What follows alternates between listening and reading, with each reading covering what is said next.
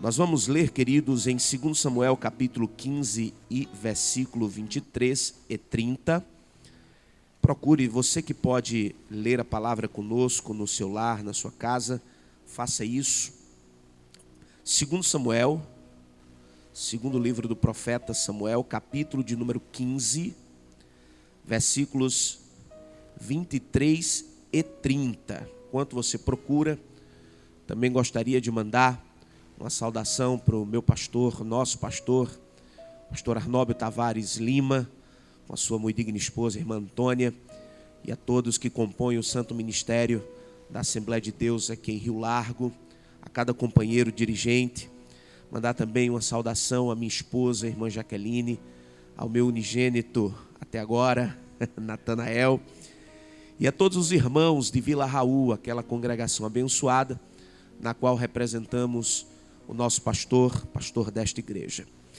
Queridos, está escrito assim, no capítulo de número 15, versículos 23 e 30. Também quero mandar um parabéns público para o meu amigo, pastor Márcio Calheiros, que no dia de hoje comemora mais uma primavera. Deus te abençoe, meu amigo, lhe dê muitos anos de vida e que o Senhor continue sendo essa bênção que é para nós e para esta cidade. Uma saudação também ao cantor Benilton, que está aqui no templo, a quem já visualizamos. Cantor Benilton, Deus te abençoe, aleluia, glória a Deus. Está escrito assim, queridos, capítulo 15, versículos 23 e 30. E toda a terra chorava a grandes vozes, passando todo o povo. Também o rei passou o ribeiro de Cedrom, e passou todo o povo na direção do caminho do deserto. Verso 30. E subiu Davi pela subida das oliveiras, subindo e chorando, e com a cabeça coberta, e caminhava com os pés descalços, e todo o povo que ia com ele cobria cada um a sua cabeça, e subiam chorando sem cessar. Chorando sem cessar.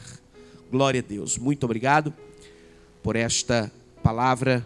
Aqueles que puderem e desejarem podem sentar. Meus queridos e amados irmãos, em Cristo Jesus, nosso Senhor, eu gostaria de trazer nesta manhã linda de segunda-feira, dia 30 de janeiro do ano 2023, uma palavra da parte do Senhor para o seu coração. Você que começa a sua semana útil, trabalhando, estudando, se preparando, no seu negócio, conduzindo, seja qual for o seu compromisso, eu tenho certeza que a voz de Deus pode alcançar o seu coração e te dar respostas para aquilo que tu precisas ouvir da parte de Deus. Eu gostaria, queridos, de trazer-lhes uma mensagem intitulada As Lágrimas do Cedrom. Esta palavra, queridos, que eu li, está no contexto de um dos momentos mais difíceis da vida de Davi. Os irmãos conhecem a história de Davi. Ele foi o segundo rei de Israel, que reinou por 40 anos, e cuja história nos inspira, porque ainda moço, ele derrubou um gigante chamado Golias, um homem de grandiosa estatura, que impunha medo a todo o exército hebreu. Ainda muito jovem, ele conseguiu ocupar espaços de prestígio no exército de Saul. E Deus, através do profeta Samuel, antes mesmo dele ter vencido Golias, o tinha ungido como rei de Israel, sinal claro de que Deus já havia rejeitado Saul.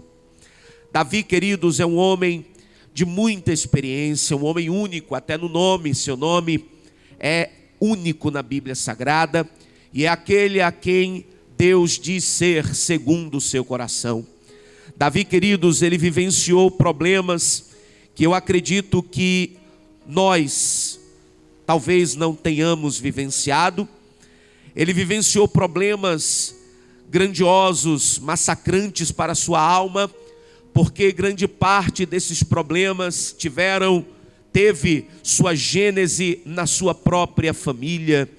Boa parte desses problemas nasceu no núcleo familiar, o que torna este problema ainda mais doloroso. E o texto que nós lemos está inserido no contexto em que Davi toma conhecimento de que o seu filho Absalão roubava, como diz a Bíblia no capítulo de número 15 e versículo de número 6, que Absalão furtava o coração dos homens de Israel. Aleluia!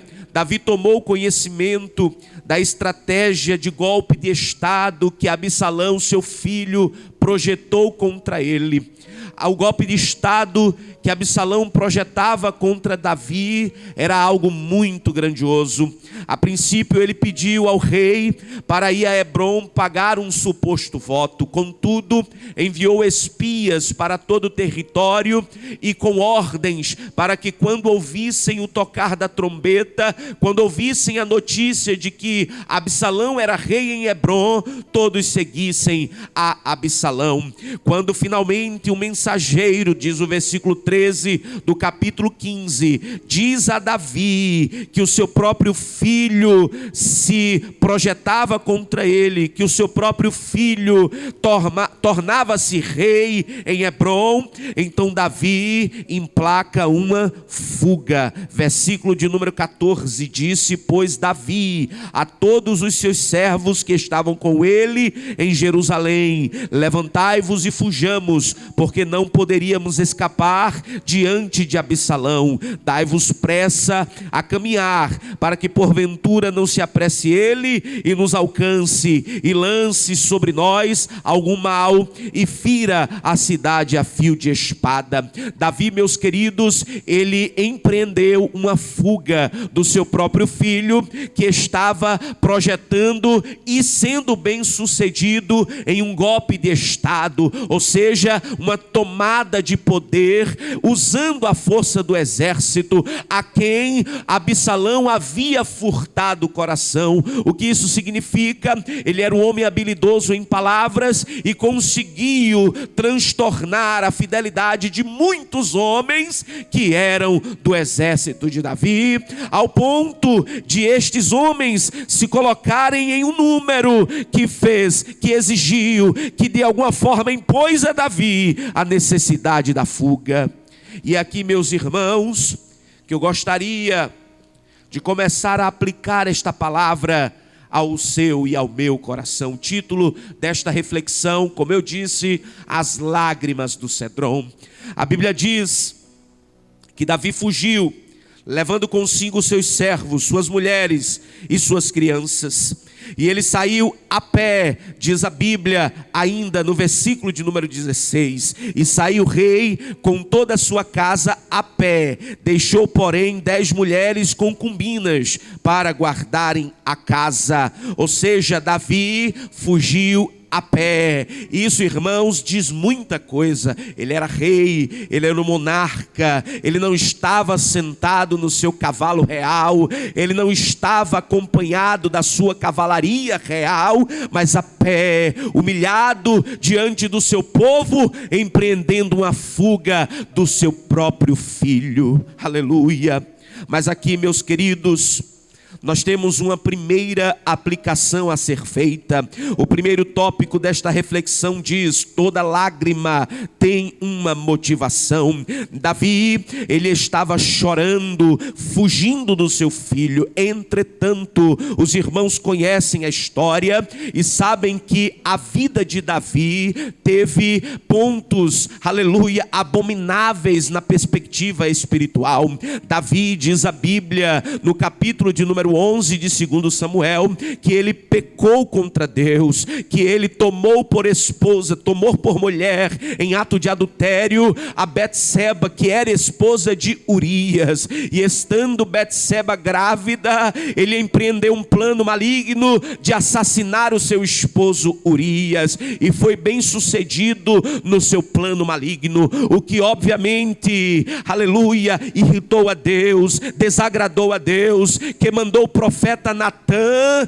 e repreendeu o rei, e a repreensão alcançou o coração de Davi e ele se arrependeu. Entretanto, as ações de Davi não ficaram sem consequências. O profeta disse que não se apartaria da sua casa a espada, e assim aconteceu. A vida de Davi, a sua vida familiar começou a passar, irmãos, por um desmoronar em série. Tudo começou quando seu primogênito, candidato ao trono, chamado Amnon, estuprou a própria irmã, chamada Tamar, no capítulo de número 13. E tudo continua trágico quando Absalão, irmã de pai e mãe de Tamar, assassina Amnon, embriagando-o de sorte a fazê-lo pagar pelo crime que cometeu. Absalão foge, é exilado na terra da sua parentela materna, e lá o seu coração se endurece contra o pai, que finalmente só o admite de volta em Israel com a interferência do general Joabe. Mas os irmãos conhecem a história. O que eu quero destacar é que o que estava acontecendo com Davi não era uma provação sem contexto. Muito do que estava acontecendo com Davi era consequência, e consequência tem uma causa. Ele estava vivenciando um golpe de estado do próprio filho, a quem ele pecou no sentido de não dar limites. E isso aqui, meus irmãos, fala muito aos nossos corações. Muitas vezes estamos vivenciando provações, estamos derramando lágrimas, estamos com o coração amargando experiências difíceis, e achamos que aquilo tudo caiu do céu ou veio do inferno para aplacar, para de alguma forma trazer problemas para a nossa vida, quando muitas vezes são resultados de escolhas do passado, são resultados de decisões mal tomadas, são consequências de decisões não pensadas. E o que eu quero destacar, meus irmãos, é que muito do que vivemos são consequências do que escolhemos no passado. Mas Deus perdoou. Claro que Deus perdoou, mas vivemos em uma sociedade, em uma vida, somos humanos, e como humanos a nossa vida tem um encadeamento de acontecimentos, ato e consequência. Aleluia. Se eu, por exemplo, de muito cedo tive uma vida promíscua, e suponham aos 13, 14 anos tenho um filho, ainda que Deus conserte a minha vida, ainda que eu siga no caminho do Senhor, eu terei que lidar com uma vida, aleluia, em que terei uma criança para cuidar ainda sem estrutura, viverei uma vida tendo me responsabilizar por coisas que, se fosse no fluxo natural da vida, só viriam depois. Mas eu antecipei, e Deus dá forças para a gente vencer, mas as consequências de escolhas do passado, elas se mantêm. Então, primeiro ponto, toda lágrima tem uma motivação. Davi estava colhendo o que semeou. Por não ter pulso para com os filhos, teve que testemunhar ações horríveis desses. Lágrima aqui fala de tristeza. Muitas ações do passado, o que fizemos, muitos desejos do passado, o que muitas vezes buscamos, e a inércia do passado, ou seja, coisas que não fizemos e deveríamos fazer. Davi não era inocente. Nós às vezes nos vemos a situação que acontecem como meras vítimas. Precisamos ter a maturidade necessária de enfrentar aquilo que a vida nos impõe, quando isto é consequência de escolhas do passado. Por quê? Porque se tivermos esta maturidade, esta capacidade de entender, teremos forças para superar aquilo, porque Deus não nos desampara, Deus, ele perdoou a Davi, permitiu que ele vivesse as consequências dos seus atos malignos, que foram por Deus perdoados, mas a sentença, a espada continuou na sua família. Assim é conosco. Se você está vivenciando, aleluia, momentos que são consequências de decisões da sua juventude, ou de quando você não era crente e que ainda não está conseguindo administrar, peça forças a Deus que ele vai te dar, mas saiba que tudo tem uma razão de ser. Então esta é a primeira verdade das lágrimas do Cedron. E o que é o Cedron, presbítero Lineker? É um ribeiro que fica da banda oriental da cidade de Jerusalém. Foi por lá que Davi empreendeu a sua fuga, saindo pelo ribeiro de Cedron, que ficava vazio, seco, nas estações quentes do ano, mas quando as estações frias vinham, ele se enchia de correntes d'águas que circundavam, a banda oriental da cidade de Jerusalém. O vale de Cedron, ou ribeiro de Cedron, também é conhecido na Bíblia como Vale de Josafá, e significa escuro, turvado. Muito oportuno esse contexto, porque as lágrimas do Cedron são lágrimas de um momento escuro da nossa vida, momentos difíceis que choramos e parece que não conseguimos enxugar as lágrimas. Mas o que é importante é que saibamos que Deus não nos desampara. Por isso que aqui, meus irmãos e minhas irmãs, eu gostaria de aplicar o segundo ponto desta mensagem ao seu coração. O primeiro ponto, repito, é: toda lágrima tem uma motivação. Segundo ponto, o vale leva ao deserto. Versículo 23. E toda a terra chorava a grandes vozes, passando todo o povo. Também o rei passou o ribeiro de Cedron, e passou todo o povo na direção do caminho do deserto. Deserto na Bíblia, meus irmãos, fala de solidão. Deserto na Bíblia fala de sofrimento. Deserto na Bíblia fala de morte, de proximidade da morte, de angústia, de dor, de escuridão. Entretanto, deserto também implica em preparação.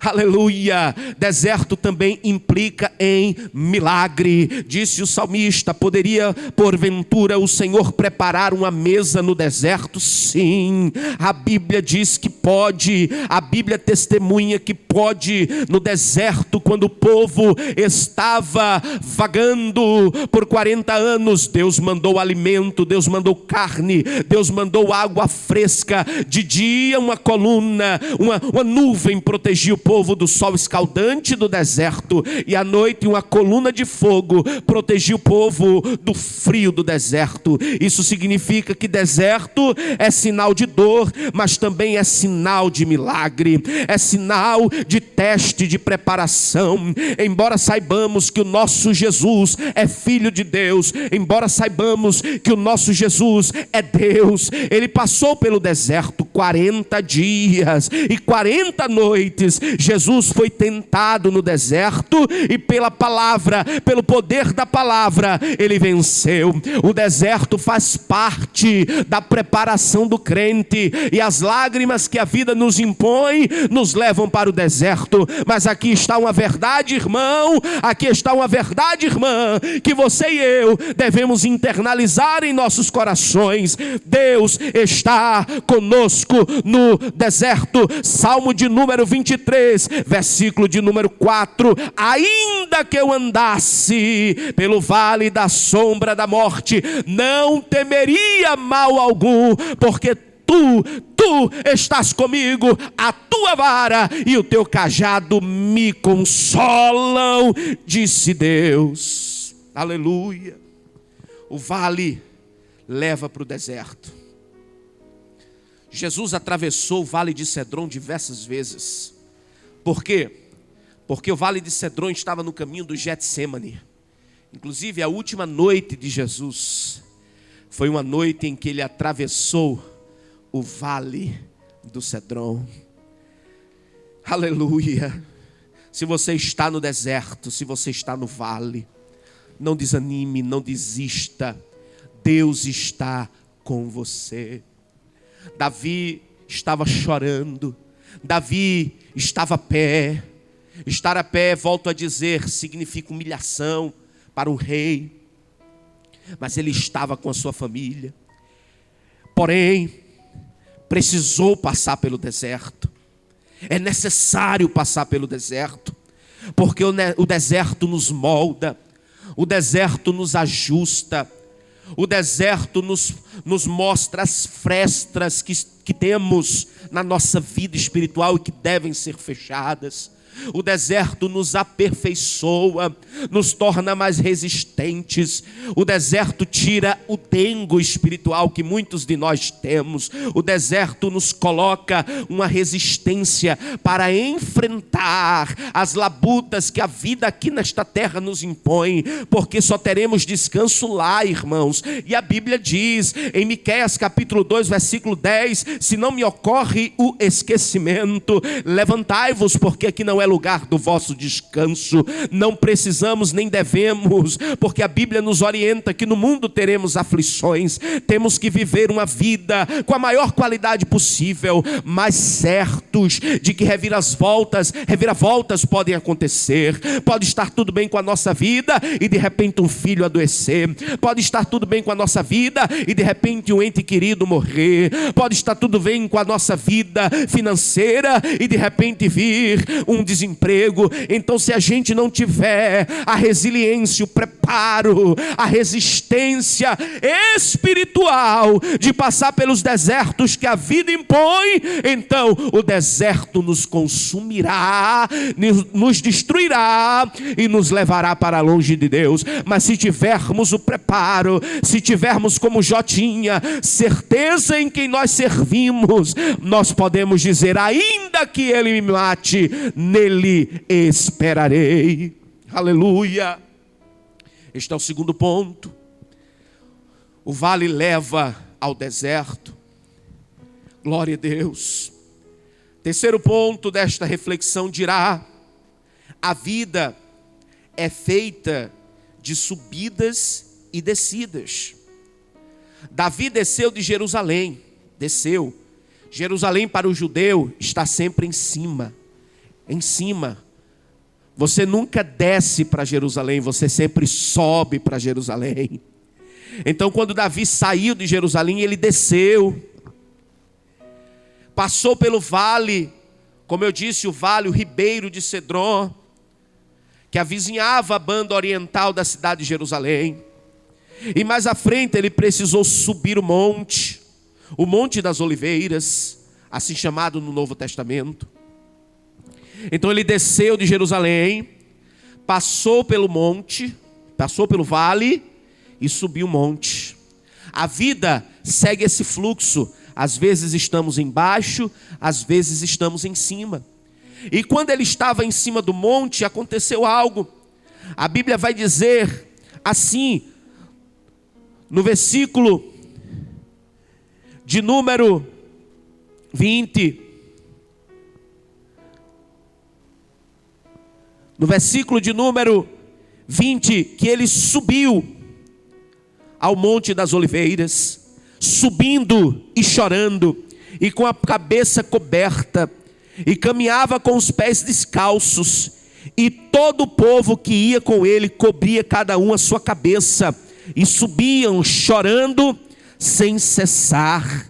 Então fizeram saber a Davi, dizendo que Aitofel se juntara a Absalão. Irmãos, Davi desceu de Jerusalém, chorando, a pé, humilhado, fugindo do próprio filho, atravessou o ribeiro de Cedron, a pé, humilhado, fugindo do seu próprio filho, subiu pelo caminho das oliveiras, e lá, ele foi consultar ao Senhor. E quando Deus é consultado, e quando Deus é buscado, e quando Deus é honrado, mesmo nas horas das nossas aflições, então Deus nos dá respostas. Eu vou dizer de novo: quando Deus é buscado, quando Deus é honrado, quando Deus é procurado nas horas das nossas aflições, então Deus nos dá respostas. E Davi teve respostas. Ele recebeu uma mensagem que dissera que Aitofel, seu conselheiro, havia se inclinado a Absalão. Irmãos, isso aqui é muito sério. Aitofel não era qualquer homem, não. Aitofel não era um soldado raso. Aitofel não era um homem da corte de média ou de pequena importância, não. Aitofel era conselheiro real. Os irmãos, talvez ainda não tenham percebido a grandeza de tal cargo, de tal função. Ele era o homem a quem Davi procurava quando queria um aconselhamento sobre uma decisão a ser tomada, um aconselhamento militar, de estratégia militar, um aconselhamento de ordem econômica ou jurídica. Os conselheiros são pessoas hábeis em assuntos de importância nacional e que eram consultados para estruturar a decisão do rei, para dar base às decisões do rei. Aitofel era um homem de confiança, mas ainda assim se inclinou para Absalão. Mas Deus permitiu que Davi tomasse conhecimento disso, porque Davi subiu no monte. Às vezes não recebemos respostas, pastor Edmilson Marinho, porque não procuramos respostas. Às vezes não ouvimos Deus, porque não perguntamos a Deus. Tem muita gente que é capaz de conversar com todo mundo, mas não com Deus.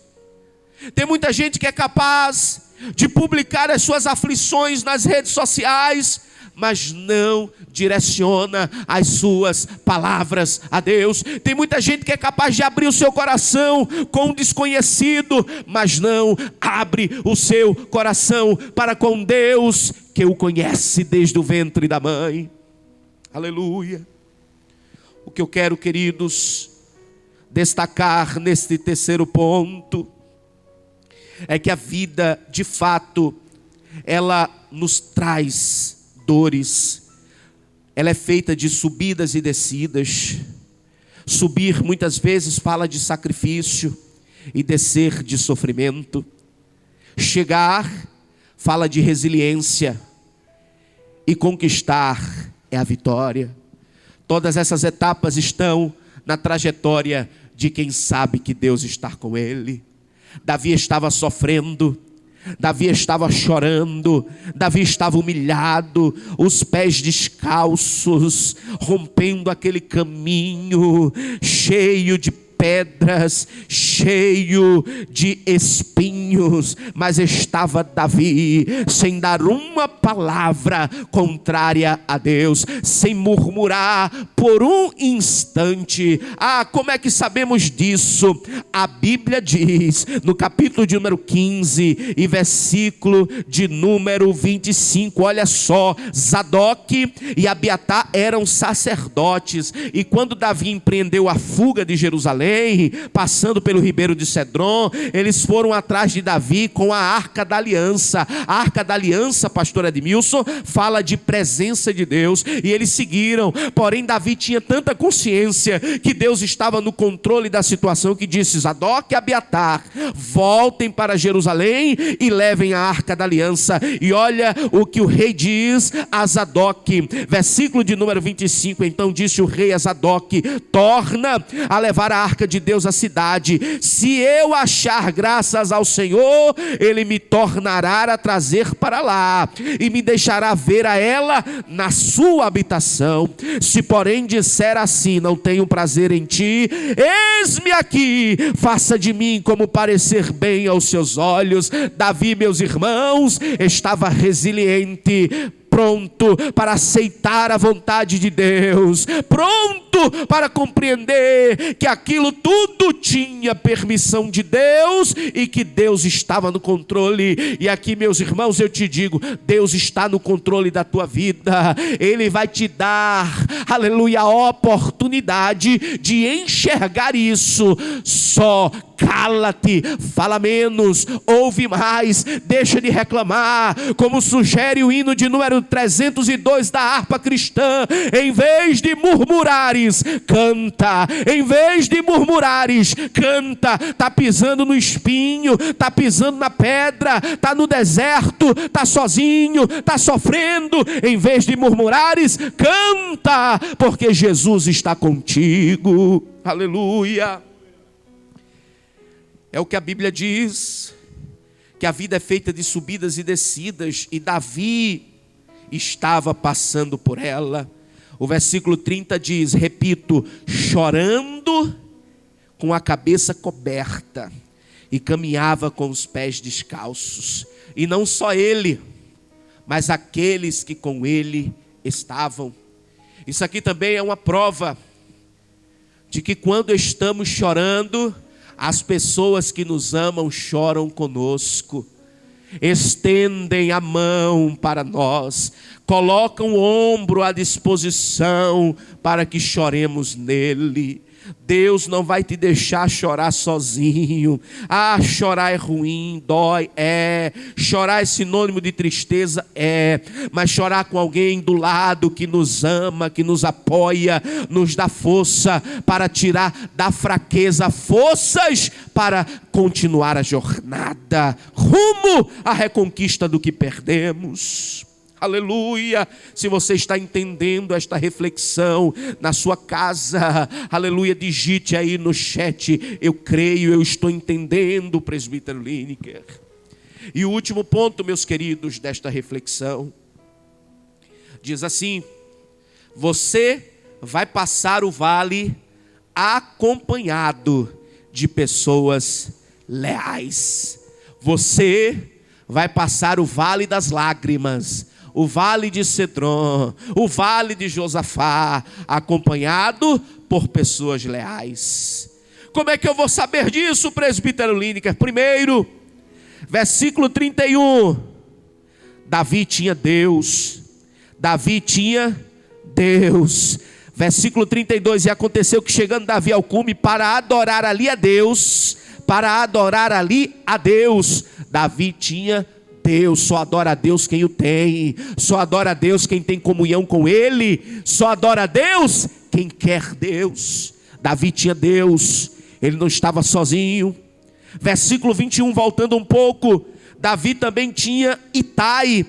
Respondeu, porém, Itai ao rei e disse: vive o Senhor, e vive o rei, meu senhor, que no lugar em que estiver o rei, meu senhor, seja para a morte, seja para a vida, aí certamente estará também o teu servidor. Itai, meu irmão, era um filisteu, general do exército de Davi, era um geteu, e ele, quando Davi fugiu, Davi liberou ele da responsabilidade de segui-lo, dizendo: olha, tu chegou em Jerusalém ontem, não vá comigo, não é obrigação sua, pode ficar em Jerusalém. E a resposta de Itai foi: aonde o meu rei estiver, aonde estiver o meu senhor, seja para a vida, seja para a morte, lá estará também o seu servidor. Ei, meu irmão, no momento de dor, de choro, de lágrimas da tua vida, Deus sempre vai levantar um Itai, uma pessoa leal. Ela pode ser de fora, estrangeira, desconhecida,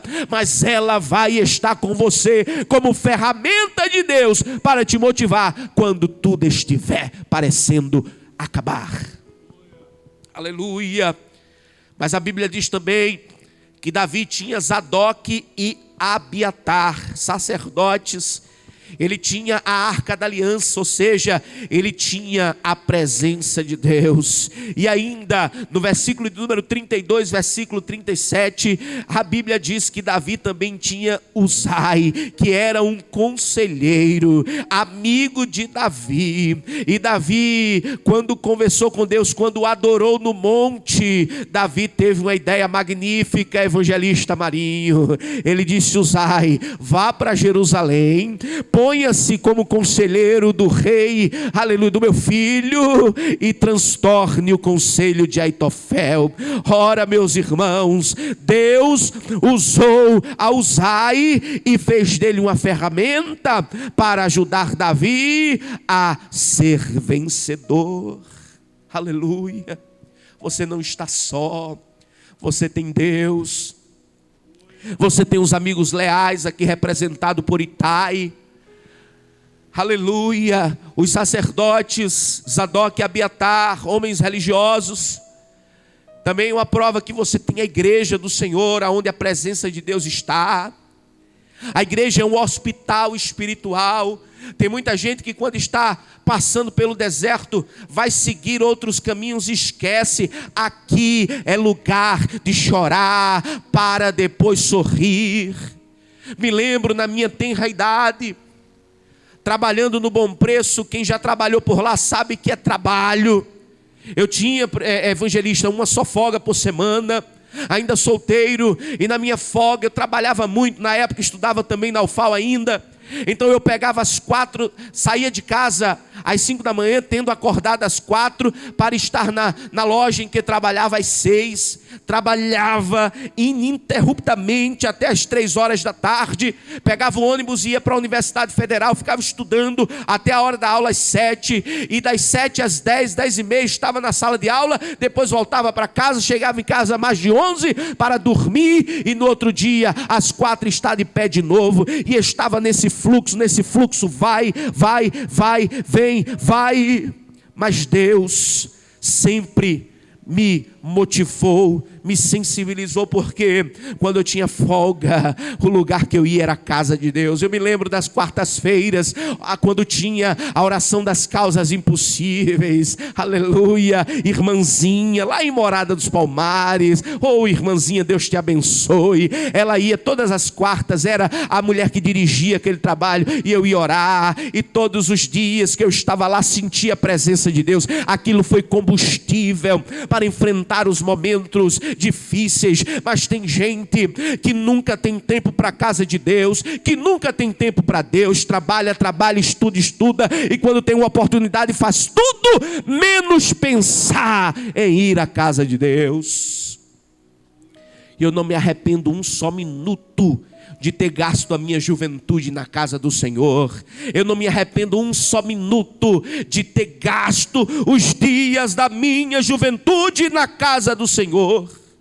Aleluia, aleluia. Vá à casa de Deus. Zadok e Abiatar aqui representam a igreja.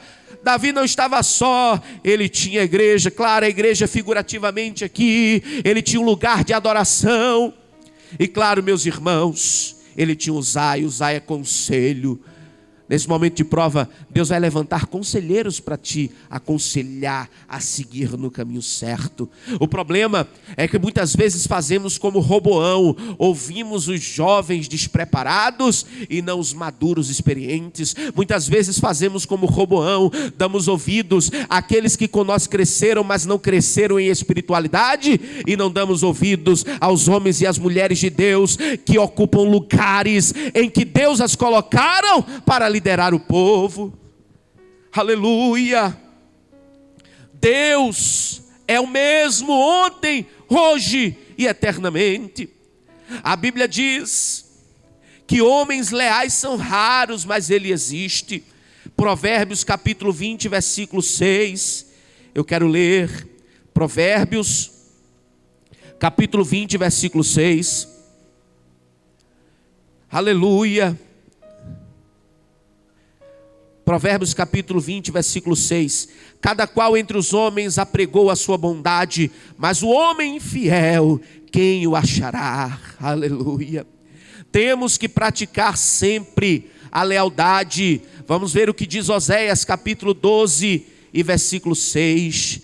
Livro do profeta Oséias, capítulo 12 e versículo de número 6. Tu, pois, converte-te a Deus, guarda a tua lealdade e o juízo, e em teu Deus espera sempre.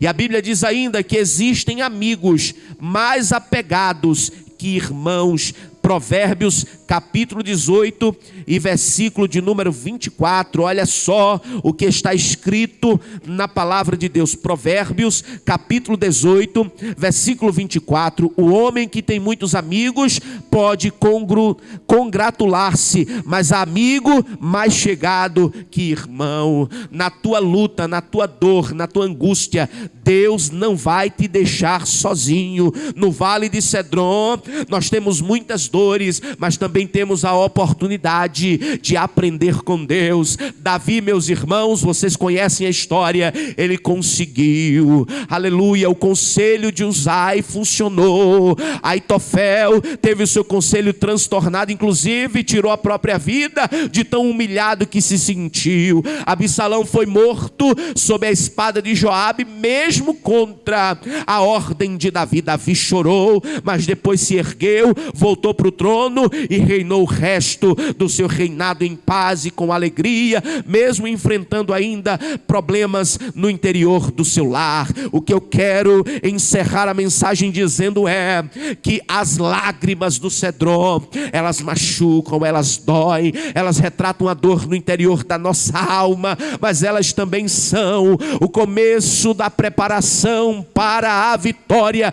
Deus não vai deixar você morrer no vale, as suas lágrimas não vão jorrar para sempre, porque o Deus de Davi está com você, está comigo, está com a igreja do Senhor. E se você crê, e se você se mantiver fiel, e se você estiver ciente de que Ele é o autor, de que Ele é o condutor da nossa vida, logo você encontrará forças na fraqueza para seguir, e quem segue no caminho certo chegará ao destino certo. Que Deus em Cristo os abençoe, em nome de Jesus.